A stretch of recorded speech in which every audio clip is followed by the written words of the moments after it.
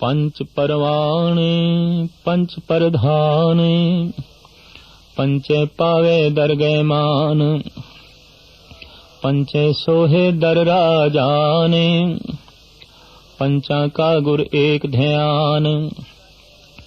जे को कहे करे विचारे, करते कह करणे नाही सुमारे। धौल धर्म दया का पूते, संतोख था प्रख्या जिन सूते।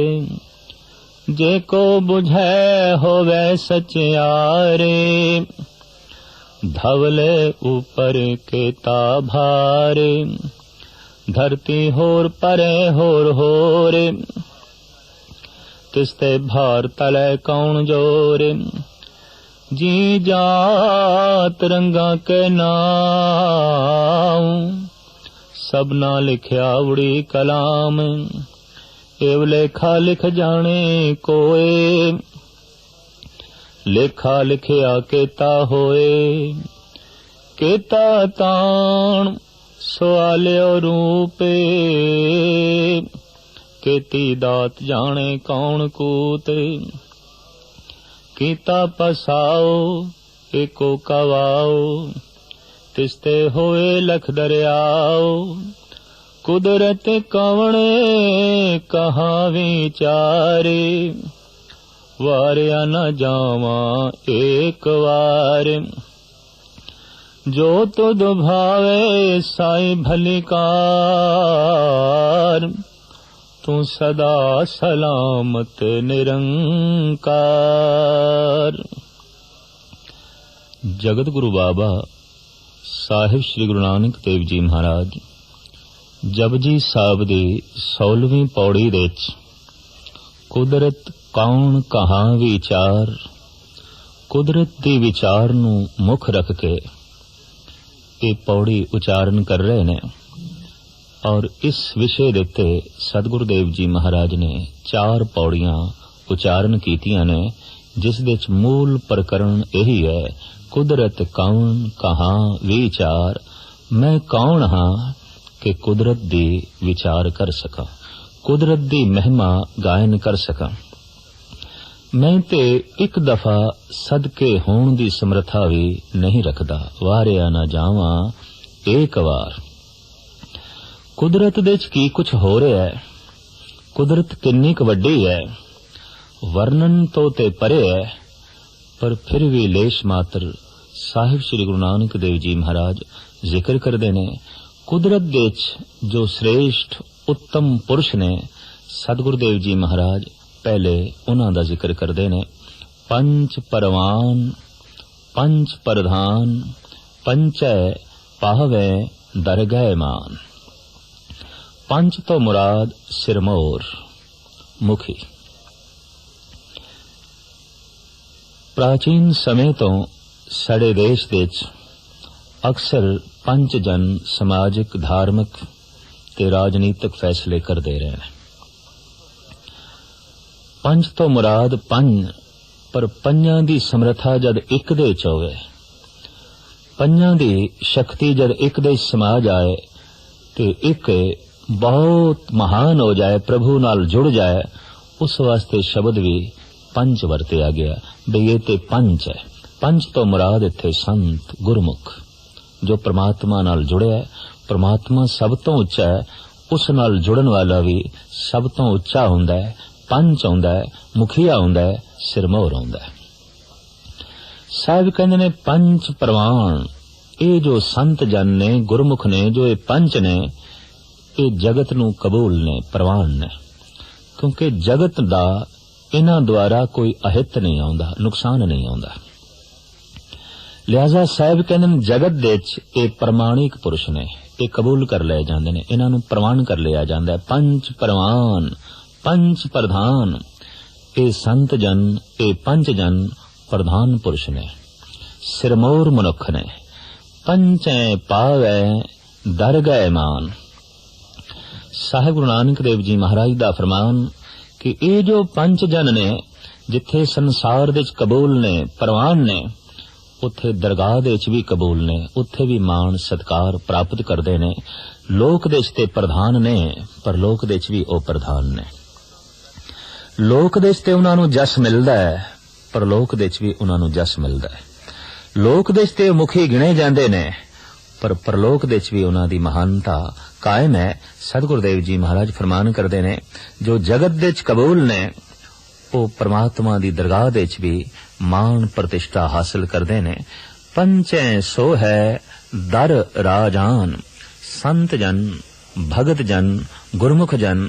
ਇਹ ਜੋ ਪੰਜ ਸਿਰਮੌਰ ਨੇ ਇਹ ਰਾਜਿਆਂ ਦੀ ਮਹਿਫਿਲ ਦੇ 'ਚ ਵੀ ਸ਼ੋਭਦੇ ਨੇ, ਸਭਾ ਦੇ ਸ਼ਿੰਗਾਰ ਹੁੰਦੇ ਨੇ। ਵੱਡਾ ਮਨੁੱਖ ਸਭਾ ਦਾ ਸ਼ਿੰਗਾਰ ਹੁੰਦਾ ਹੈ ਤੇ ਭਗਤ ਤੋਂ ਵੱਡਾ ਹੋਰ ਕੋਈ ਨਹੀਂ ਹੈ, ਸੰਤ ਤੋਂ ਵੱਡਾ ਹੋਰ ਕੋਈ ਨਹੀਂ ਹੈ।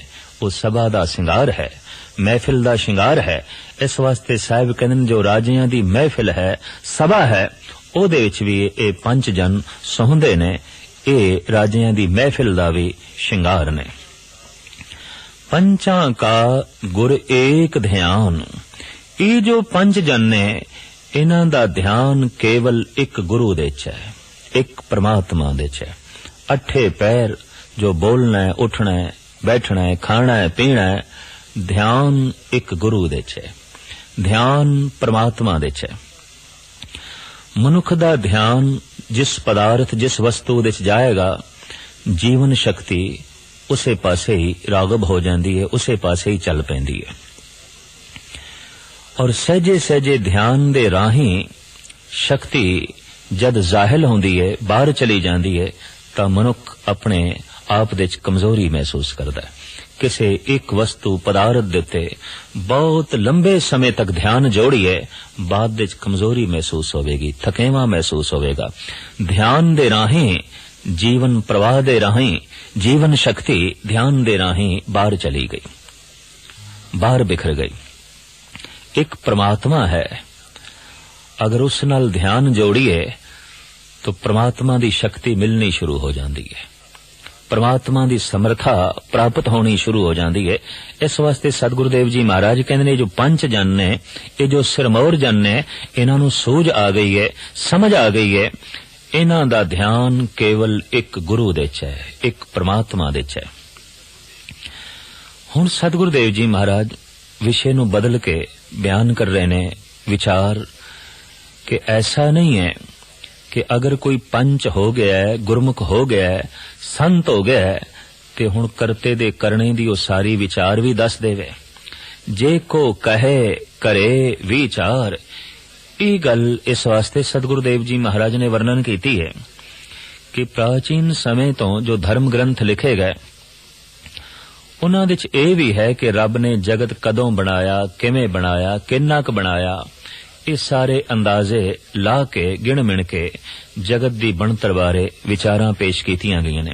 ਜਗਤ ਗੁਰੂ ਬਾਬੇ ਨੂੰ ਇੱਥੇ ਕਹਿਣਾ ਪਿਆ, ਕੋਈ ਕਿਤਨਾ ਵੀ ਮਹਾਨ ਹੋ ਜਾਏ, ਜਗਤ ਦੇ 'ਚ ਪੰਚ ਹੋ ਗਿਆ, ਪ੍ਰਭੂ ਦੀ ਦਰਗਾਹ ਦੇ 'ਚ ਸੁਭਾਇਮਾਨ ਹੋ ਗਿਆ, ਲੇਕਿਨ ਇਸ ਦਾ ਇਹ ਮਤਲਬ ਨਹੀਂ ਹੈ ਕਿ ਹੁਣ ਕਰਤੇ ਦੀ ਕ੍ਰਿਤ ਦਾ ਉਸ ਨੂੰ ਸਾਰਾ ਅੰਦਾਜ਼ਾ ਹੋ ਗਿਆ ਔਰ ਉਹ ਸਭ ਕੁਝ ਬਿਆਨ ਕਰ ਸਕੇਗਾ। ਸਤਿਗੁਰੂ ਦੇਵ ਜੀ ਮਹਾਰਾਜ ਇੱਥੇ ਕਹਿੰਦੇ ਨੇ, ਜੇ ਕੋ ਕਹੇ ਕਰੇ ਵਿਚਾਰ। ਕੋਈ ਉਸ ਪ੍ਰਮਾਤਮਾ ਦੇ ਕਰਨੇ ਦੀ ਵਿਚਾਰ ਕਰੇ ਤੇ ਬਿਆਨ ਵੀ ਕਰੇ ਤਾਂ ਸਾਹਿਬ ਕਹਿੰਦੇ ਨੇ, ਕਰਤੇ ਕੇ ਕਰਨੇ ਨਾਹੀ ਸੁਮਾਰ। ਉਸ ਕਰਤੇ ਨੇ ਜੋ ਕੁਝ ਕੀਤਾ ਹੈ, ਜੋ ਕੁਝ ਬਣਾਇਆ ਹੈ, ਉਹਦਾ ਸ਼ੁਮਾਰ ਤੇ ਹੈ ਹੀ ਨਹੀਂ, ਉਹਦੀ ਗਿਣਤੀ ਤੇ ਹੈ ਹੀ ਨਹੀਂ।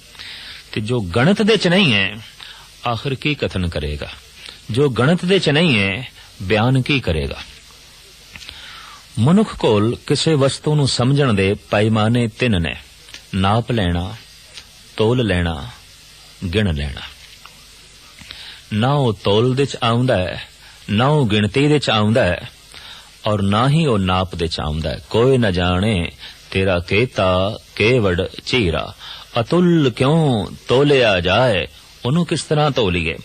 ਤੋ ਮਨੁੱਖ ਦੇ ਬਣਾਏ ਹੋਏ ਪੈਮਾਨੇ ਪਦਾਰਥ ਤੇ ਪੂਰੇ ਉਤਰ ਸਕਦੇ ਨੇ, ਉਹ ਵੀ ਪੂਰਨ ਤੌਰ ਤੇ ਨਹੀਂ, ਕਿਧਰੇ ਕਿਧਰੇ, ਲੇਕਿਨ ਕਰਤੇ ਦੇ ਉੱਤੇ ਪੂਰੇ ਉਤਰਨ ਇਹ ਤੇ ਸੋਚ ਵੀ ਧਾਰਮਿਕ ਦੁਨੀਆ ਵਿੱਚ ਪੈਦਾ ਨਹੀਂ ਹੋ ਸਕਦੀ। ਇਸ ਵਾਸਤੇ ਸਾਹਿਬ ਕਹਿੰਦੇ ਨੇ, ਕਰਤੇ ਕੇ ਕਰਨੇ ਨਾਹੇ ਸੁਮਾਰ। ਉਹ ਜੋ ਕਰਤਾ ਪੁਰਖ ਹੈ, ਉਸਨੇ ਜੋ ਕੁਝ ਬਣਾਇਆ ਹੈ, ਉਹ ਸ਼ੁਮਾਰ ਦੇ 'ਚ ਨਹੀਂ ਹੈ, ਗਿਣਤੀ ਦੇ 'ਚ ਨਹੀਂ ਹੈ। एक विचार चली है साडे देश दे बड़ी प्रधान धार्मिक दुनिया च कि इस जमीन नूं धौले बैल ने चुके है। सारा भार धरती दा उस धौले बैल दे उपर है। तो साहब कहंदे ने ओ धौला बैल वास्तविक की है? धौल धर्म दया का पूत। धौला बैल धर्म है, परमात्मा दी एक मर्यादा अटल नियम। उस आसरे ते जमीन खड़ी है, आसमान खड़ा है, ग्रह नक्षत्र खड़े ने, सूरज चंद तारे खड़े ने, सब कुछ उस दी बनाई हुई नियमावली ते टिकिया होया है। उसे नूं धर्म कहंदे ने। और इस धर्म दा जन्म होया है प्रभु दी दया दृष्टि तो, उदी कोमलता तो। जिथे भी कोई मनुख अपने जीवन नूं मर्यादा देंदा है तो मर्यादा देण तो पहले कुछ न कुछ कोमलता दे अंकुर उस दे अंदर जरूर फुटदे ने, वरना जिंदगी गैर मर्यादा होवेगी। तो परमात्मा दी दया तो कोमलता तो इस नियम दा जन्म होया है, इस धर्म दा जन्म होया है। तो साहब कहंदे ने धौले बैल ने ये धरती नहीं चुकी हुई, बल्कि परमात्मा ने जो नियम बनाया है, धर्म बनाया है, मर्यादा बनाई है, उस आधार देते ये जमीन खड़ी है। धौल धर्म दया का पूत, और ये धर्म दया दा पुत्र है। प्रभु दी दया दृष्टि तो पैदा होया। गुरु नानक देव जी महाराज दी विचारधारा अनुसार धर्म दे दो ही मूल गुण ने, संतोख ते दया।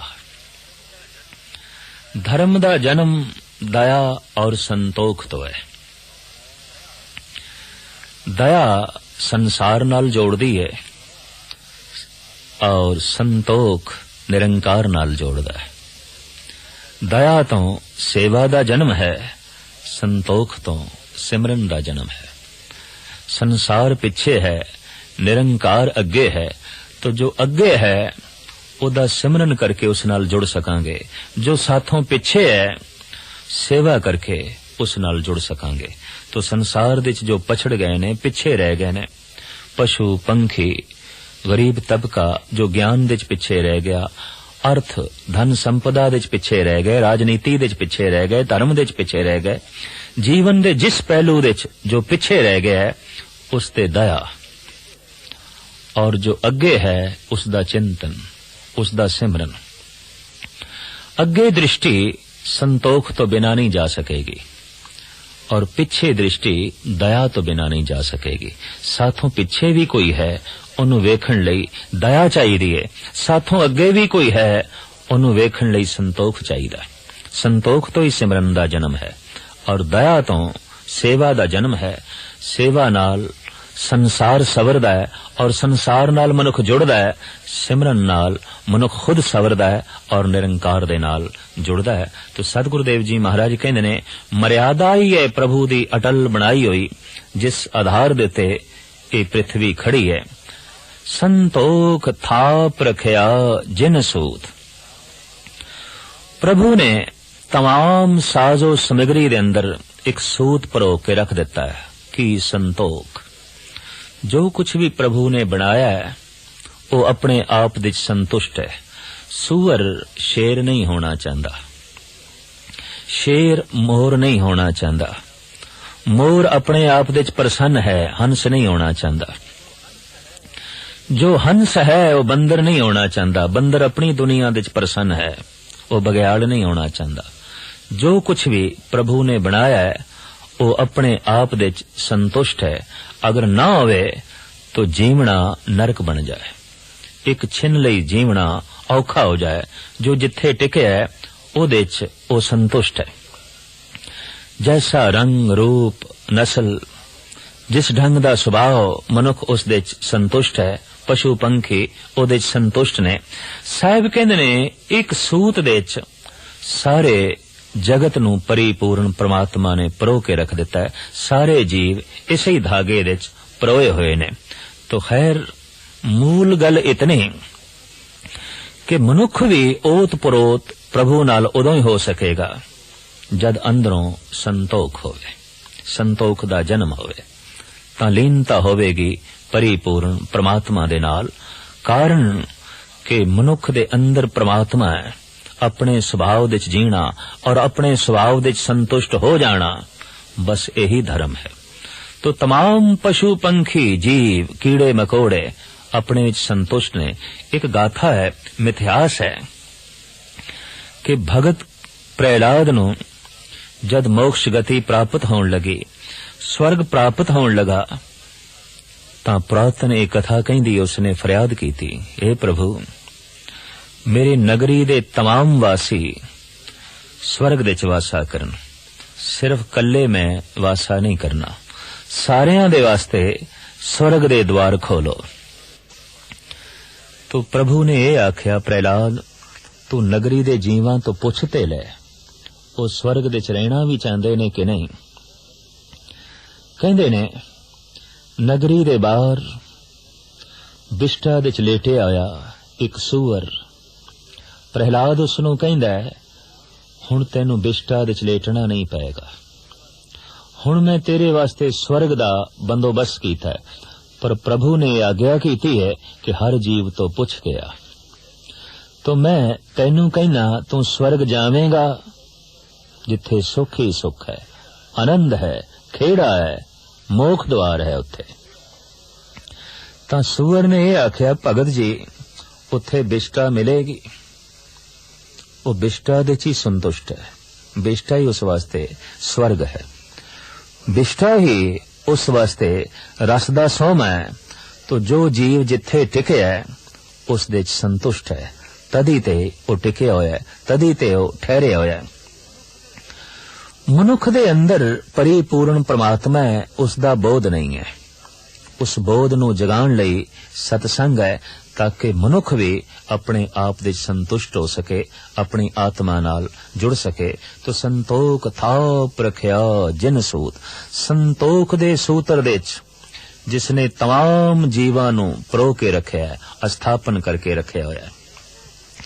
जे को बुझै होवै सचियार, कोई बूझणहार, कोई ज्ञानी, कोई सूझवान अगर इस ढंग दी विचार करे ते सचियार होने दी कोशिश करे कि जमीन नूं धौले बैल नहीं चुकिया है और इस विषय दे उत्ते अनेकां दलीलां देवे, तो जगत गुरु बाबा कहंदे ने पहले ये विचार उसनूं करनी चाहिए कि धौले ऊपर केता भार, उस धौले बैल दे उत्ते किन्ना क वजन है।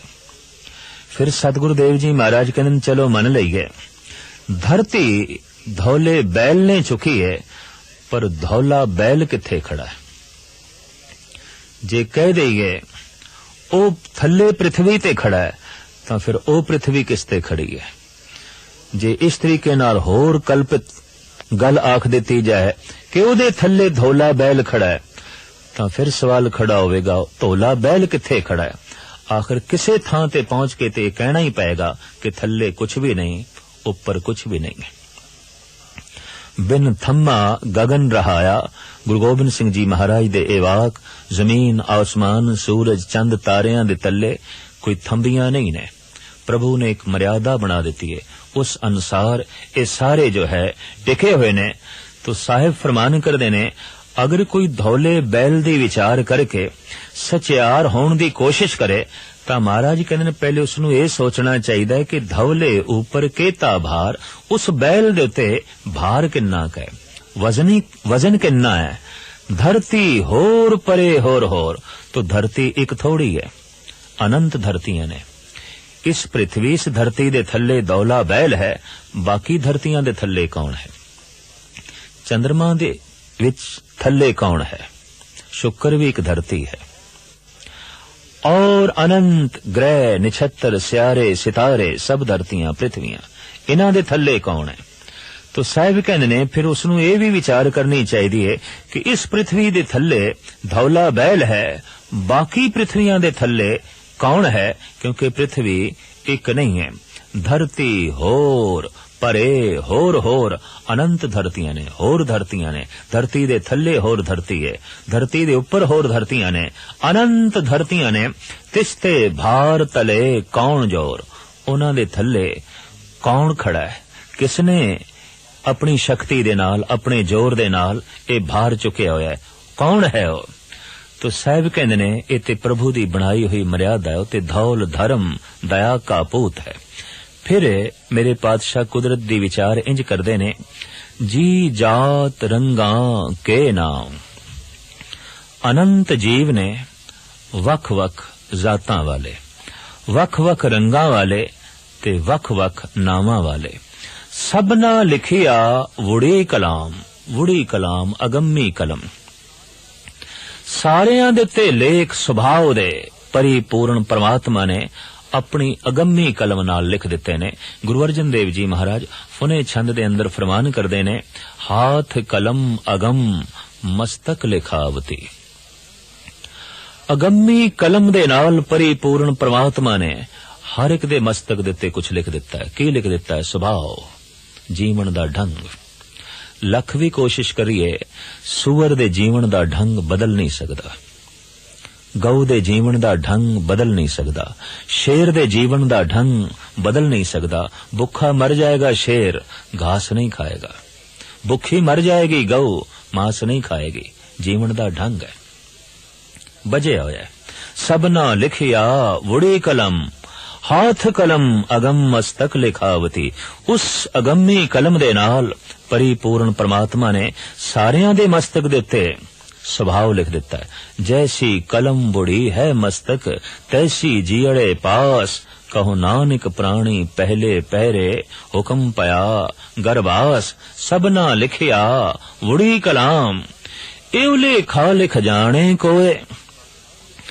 अगर कोई सूझवान ज्ञानी आलम दार्शनिक ये लेखा लिखे और जानकार बनने की कोशिश करे कि मैं सारा लेखा लिखना है, किन्ने जीव ने, किन्ने रंगां दे ने, कितनी जातां दे ने, किस किस ढंग दा ओ सुभाव रखदे ने, तो साहब कहंदे लेखा लिखिया केता होए।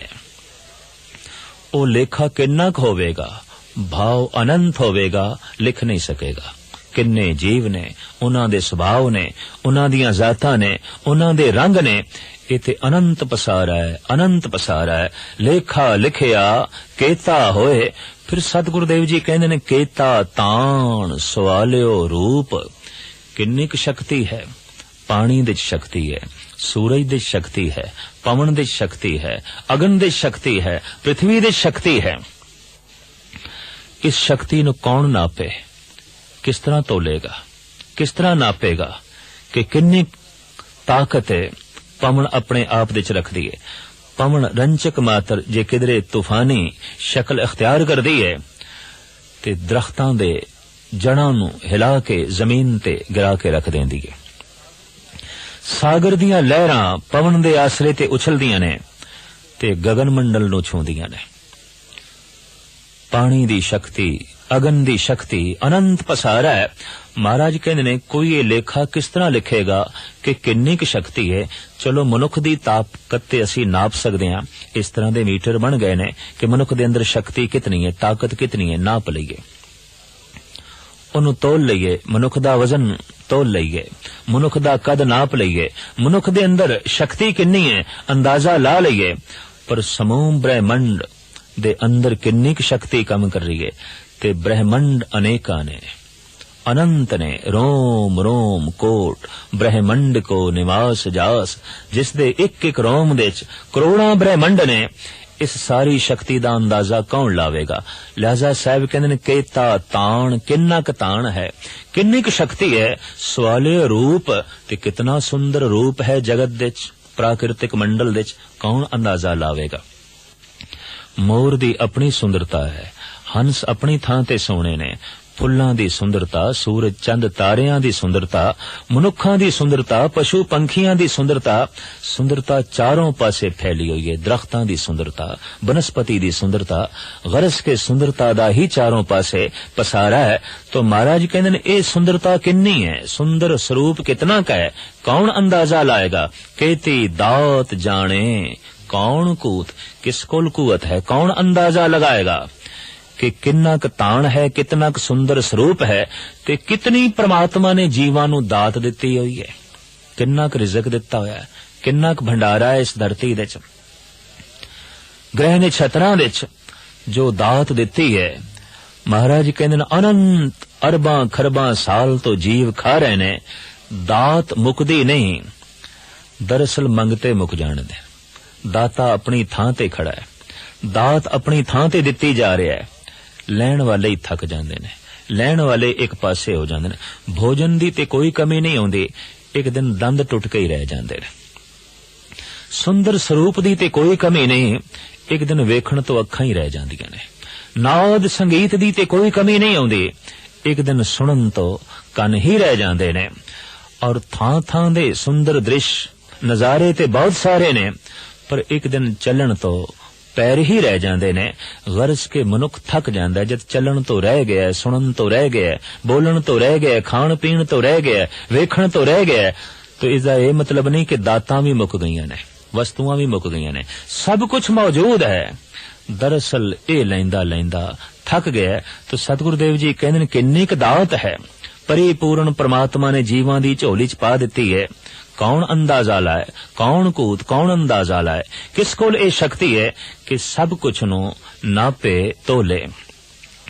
फिर सतगुरुदेव जी महाराज कहंदे ने कीता पसाओ एको कवाओ। समूह ब्रह्मंड दा पसारा, खंडा ब्रह्मंडां दा पसारा प्रभु ने अपने एक कवाओ, एक बचन, एक हुक्म नाल कीता। इस मूल विचार नाल जगत दे तमाम रहबरी पुरुष सहमत ने। इस्लाम दे बानी मुहम्मद साहब कहंदे ने कि पृथ्वी संसार दी उत्पत्ति शब्द तो होई है, कुन तो होई है, और वो शब्द कुन है, प्रभु तो उच्चारण होया। लोगोस नाम दी धुन तो संसार दा पसारा होया, ऐसा ईसाई कहंदे ने। ओम दी धुन होई ते जगत बन गया, ऐसा वैदिक ऋषि कहंदे आए ने। ओंकार दी धुन तो सारी सृष्टि बन गई, ऐसा जैनियां दा मत है। जगत गुरु बाबा भी कहंदे ने कीता पसाओ एको कवाओ, तिस्ते होए लख दरियाओ। एक कवाओ होया ते पसारा हो गया। कीता पसाओ, अनंत पसारा उस परमात्मा ने कीता। किस तरह? एको कवाओ, एक बचन तो, एक हुक्म तो, तिस्ते होए लख दरियाओ। फिर उस तो लखां ही जिंदगियां दे दरिया चल पे, लखां तरह दे जीवन दे दरिया चल पे। किधरे कीड़ियां दे दरिया, पक्षियां दे दरिया, बनस्पति दे दरिया, मनुखां दे दरिया, तरह तरह दे जीवां दे दरिया चल पे। कुदरत कौन कहां विचार।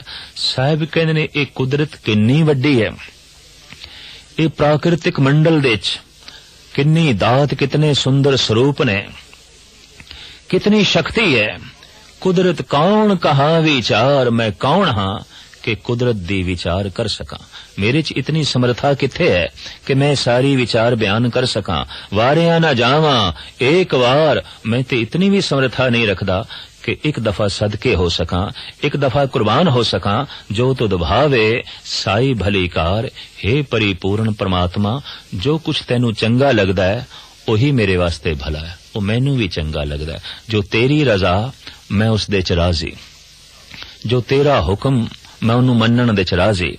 इस वास्ते साहिब कहंदे ने जो तुद भावे साई भलीकार। जो तेनू भावदा है, जो कर्म तू करदा है, जो बख्शिश तू करदा है, जो कुछ तू देना है, वो सब कुछ भला है। तू सदा सलामत निरंकार, तू सदैवी है, आकार तो रहत है, हमेशा रहन वाला है।